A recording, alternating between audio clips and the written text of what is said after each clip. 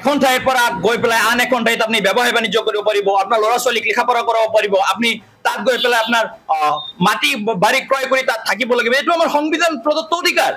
আজি এই অধিকাৰক, এই সংবিধানে দিয়া অধিকাৰক এওঁলোকে আপোনাৰ হাত দিছে। মানে এই গণতান্ত্ৰিক দেশত এখন সংবিধান থকা আৰু এই সংবিধানৰ শপত খাই মুখ্যমন্ত্ৰী হোৱা, সেই মুখ্যমন্ত্ৰীৰ অধীনত আপোনাৰ গৃহ দপ্তৰ থকা সময়ত এই কৰ্মৰাজিবিলাক এই যুৱকবিলাকে কৰি আছে। ক'ত পাইছে? এজন মানুহক আপোনাৰ প্ৰশাসনে যিটো কাম প্ৰশাসনে আপোনাৰ এটা হেৰিও নহৰি, এটা জৰীপো নহৰি কৰিব লাগিছিলে, কিন্তু সেই কাম কিছুমান সাধাৰণ যুৱকক হাতত গতাই দিছে।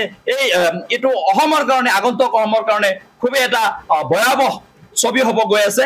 গতিকে এইটো নিন্দনীয় আৰু গৰিহণাৰ যোগ্য।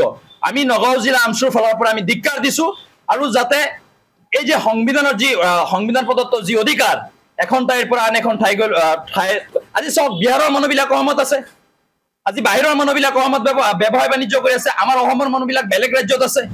এখন জিলাৰ পৰা আন এইটো যিটো এক আন্তঃপ্ৰব্ৰজন বুলি কোৱা হয়, এই মানুহখিনি এঠাইৰ পৰা আন ঠাইলৈ যোৱাত কোনো বাধা বিঘিনি নাই। এইখিনি সংবিধান প্ৰদত্ত অধিকাৰ।